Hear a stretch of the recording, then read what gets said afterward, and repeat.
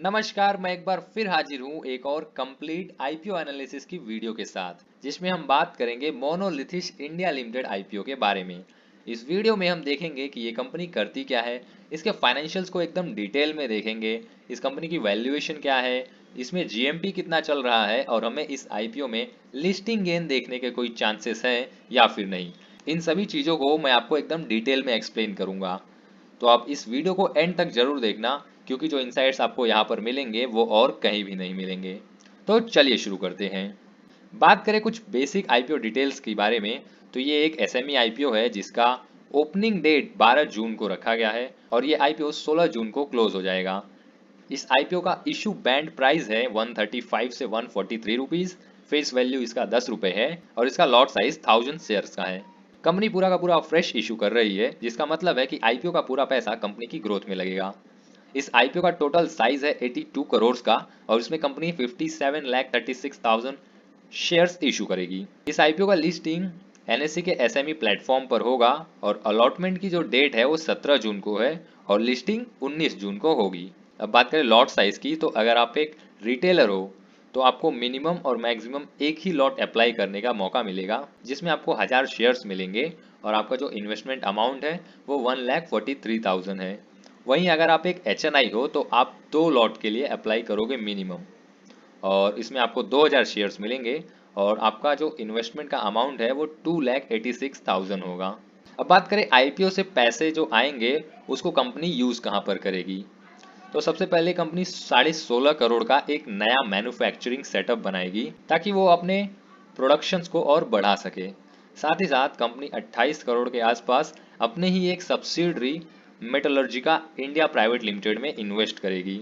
उसके बाद कंपनी 20 करोड़ अपने रेगुलर एक्टिविटीज के लिए यूज करेगी।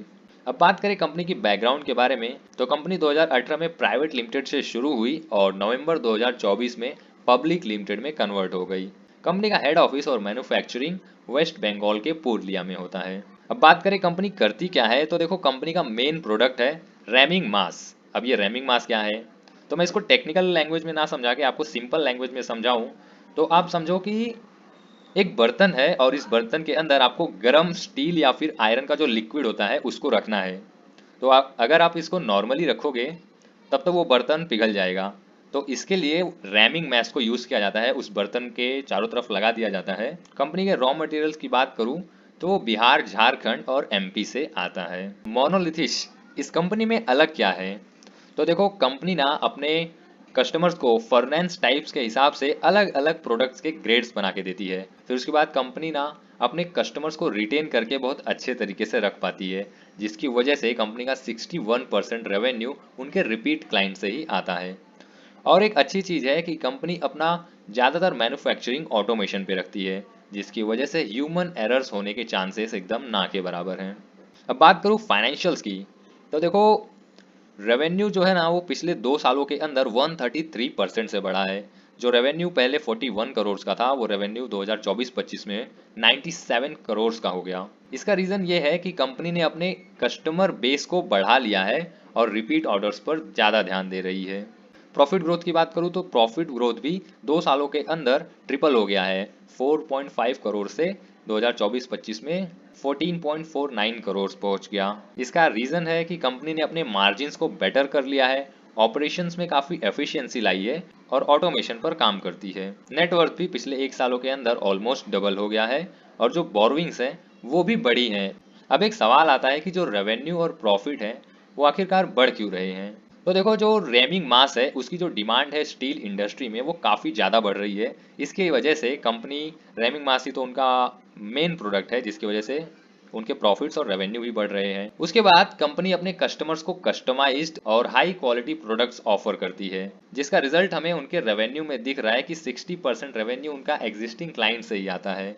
अब बात करते हैं डेट की, तो देखो डेट को अगर मैं कंपनी के प्रॉफिट के साथ कंपेयर करूं तो पिछले 3 सालों में जो डेट रहा है वो उनके प्रॉफिट से ऑलमोस्ट कम ही है हर बार। जैसे कि 2022-23 में कंपनी का डेट 3.5 करोड़ का था तो प्रॉफिट आफ्टर टैक्स 4.5 करोड़ का था। फिर अगर मैं अभी की बात करूँ 2024-25 में, तो प्रॉफिट जहाँ 14.5 करोड़ का था वहाँ डेट सिर्फ आधा 7.5 करोड़ के आसपास है। तो ये भी एक अच्छी चीज़ है, यानी कि पॉजिटिव साइन है, क्योंकि इंडिया में ना ज़्यादातर कंपनीज डेट की वजह से ही फेल हो जाती हैं। लेकिन मोनोलिथिस का केस अलग है। ये कंपनी बिना ज़्यादा लोन लिए अपने एक्सपेंशन को कर पा रही है और साथ ही साथ एक अच्छा खासा फाइनेंशियल कंट्रोल भी दिखा रही है। बात करते हैं cash flow from operating activities की। तो देखो 22-23 में कंपनी का जो नेट प्रॉफिट था वो 4.5 करोड़ का था, लेकिन जो सीएफओ था वो बस 70 से 80 लाख ही है, जो कि काफ़ी कम है उनके नेट प्रॉफिट से। फिर 2024-25 की बात करूँ तो जो नेट प्रॉफिट था वो कंपनी ने 14.5 करोड़ का दिखाया अपनी बुक्स में, लेकिन जो उनका सीएफओ था वो सिर्फ 4 करोड़ ही है। अब आइडियली तो सीएफओ नेट प्रॉफिट के आसपास ही चलना चाहिए, लेकिन मोनोलिथिस के केस में सीएफओ उनके नेट प्रॉफिट से बहुत ही कम है तीनों सालों में। अब इसका रीज़न क्या होता है? कंपनी के ट्रेड रिसीवेबल्स काफ़ी ज़्यादा बढ़ गए हैं, साथ ही साथ कंपनी ने अपनी इन्वेंट्री भी बढ़ा ली है, जिसकी वजह से उनका जो सीएफओ है वो काफ़ी कम हो गया है। तो एक्सपेंशन के फेज़ में तो ये चल जाएगा, लेकिन कंपनी फ्यूचर में क्या करती है? क्या ये सीएफओ इसी तरह नेट प्रॉफिट से काफ़ी कम रहते हैं या फिर वो बाद में नेट प्रॉफिट के आसपास आ जाते हैं, ये देखना होगा। अदरवाइज ये इन्वेस्टर्स के लिए एक बड़ा कंसर्न हो सकता है। अब बात करें नेट प्रॉफिट मार्जिन की, तो देखो कंपनी का जो नेट प्रॉफिट मार्जिन था 2022-23 में वो 10% था और 2024-25 में बढ़कर ये ऑलमोस्ट 15% हो गया। अब अगर मैं इसको मैन्युफैक्चरिंग इंडस्ट्री के एवरेज से कंपेयर करूं तो वो ज़्यादातर 5 to 8% होता है, लेकिन इस केस में कंपनी का जो नेट प्रॉफिट मार्जिन है वो काफ़ी अच्छा है। नेट प्रॉफिट मार्जिन ये दिखाता है कि कंपनी जो अपने टोटल सेल्स कर रही है उसमें से पैसा कितना कमा रही है। तो इस कंपनी में हमें नेट प्रॉफिट मार्जिन्स इतने अच्छे देखने को मिले क्योंकि कंपनी अपने कॉस्ट को काफ़ी अच्छी तरीके से मैनेज कर रही है, साथ ही साथ वो अपने प्रॉफिटेबिलिटी को भी बढ़ा रही है, जो कि एक इन्वेस्टर्स के लिए पॉजिटिव साइन है। तो देखो कंपनी के बारे में हमने इतनी सारी अच्छी बातें कर ली, इसका मतलब ये तो नहीं है कि हम इसमें आंख बंद करके इन्वेस्ट कर दें। कंपनी के कुछ की रिस्क भी हैं जो हमें देखने होंगे, जैसे कि कंपनी का 90% रेवेन्यू कुछ रीजन्स पर ही डिपेंडेंट है, जैसे कि वेस्ट बंगाल, झारखंड या फिर ओडिशा। उसके बाद कंपनी के पास सिर्फ एक ही प्लांट है जहां पर वो पूरा मैन्युफैक्चरिंग करती है, तो अगर वहां पर कोई दिक्कत आया तो सारी मैन्युफैक्चरिंग रुक जाएगी। उसके बाद कंपनी का जो डिमांड है वो ज़्यादातर एक ही सेक्टर से लिंक्ड है, वो कि जो कि है आयरन और स्टील इंडस्ट्री। यानी कि अगर इन सेक्टर्स में डिमांड कम हुई तो कंपनी की जो प्रॉफिटेबिलिटी है उस पर भी फर्क पड़ सकता है। अब बात करते हैं वैल्यूएशन की।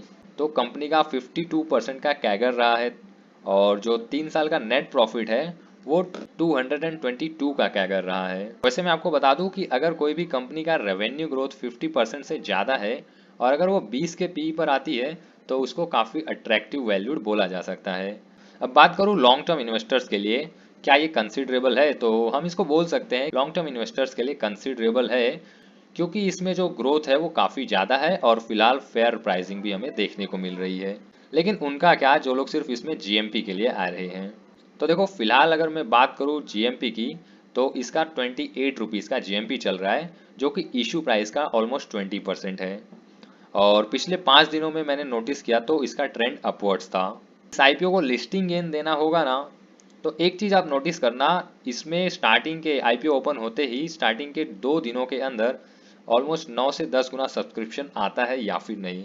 और साथ ही साथ कंपनी जो जीएमपी फिलहाल चल रहा है उसको थोड़ा और इंक्रीज करके 30 to 40% के आसपास पहुंच जाएगा, तब हम बोल सकते हैं कि हाँ 95% इसमें चांसेस हैं कि हमको लिस्टिंग गेन देखने को मिलेंगे।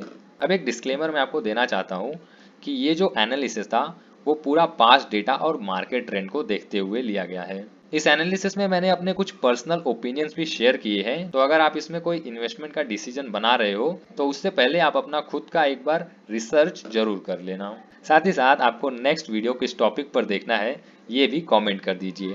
Thank you for watching.